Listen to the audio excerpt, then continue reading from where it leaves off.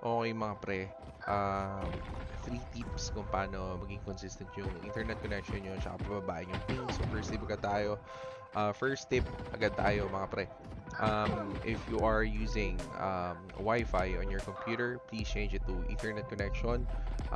Sobrang laki ng changes nito kasi yung Ethernet connection, it operates through physical cables, ensuring that your data flows smoothly without interruptions or interference. So unlike Wi-Fi, it uses airwaves. So nabablock din siya sometimes ng mga walls. So pinakamagandang gawin na ganito. So second tip natin, no, mga pre, is napapansin mo na tumataas yung ping mo sa laro. Magandang alternative to. Pwede mo palitan yung DNS mo. As you can see on the screen, ito yung DNS list na pwede mong gamitin. Tapos mamimili ka kung ano yung pinakamababa. Pupunta ka ng command prompt, tapos check mo kung ano yung pinakamababa sa DNS na to. Yun yung gagamitin mo. Pakita ko sa iyo kung paano baguhin to. Okay? So, unang gagawin natin is open natin yung control panel. Punta tayo ng network. Diyan, tapos change adapter settings. Punta ka ng internet connection mo. Punta ka ng properties. From there, you can change the DNS. Kung ano nga yung mababa. So, for example, yan, 1.1.1.1, then 1.0.0.1 sa alternate DNS.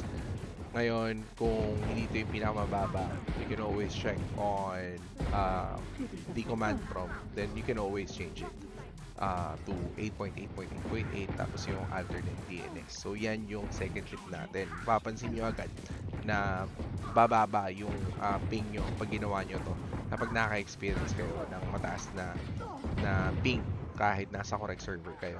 Now, third tip men, kailangan nyo ring i-add yung executable file nyo or yung Valorant nyo sa firewall ng computer nyo. Papakita ko sa inyo kung paano to. Sobrang dali lang. Punta lang kayo ng firewall. Tapos, ayan, follow nyo na lang yung steps dun sa screen. Dyan, papakita ko rin sa inyo kung paano nyo malolocate, kung saan nyo in-install yung Valorant nyo.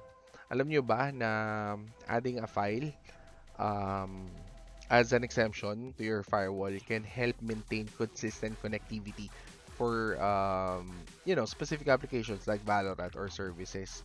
Kasi meron tong mechanism na nag-filter ng network traffic based on predefined rules and policies doon sa computer nyo. So, pinakamagandang gawin to. Most of the time naman, added na to sa computer nyo. But again, we have to make sure. So, sobrang bilis. Ito yung 3 tips na pwede mong gawin para pababain yung ping mo at saka para maging smooth yung connection nyo sa internet. Siyempre, pag mas maganda yung ping, mas maganda yung performance natin sa laro sa Valorant. Di lang to sa Valorant, pati sa League of Legends at saka sa mga ibang online games pa. So, kung nakatulong to sa inyo, please like or comment down below or subscribe na rin mga tol para to support. Bago lang ako, sana lumago. So, yun lang guys. Peace.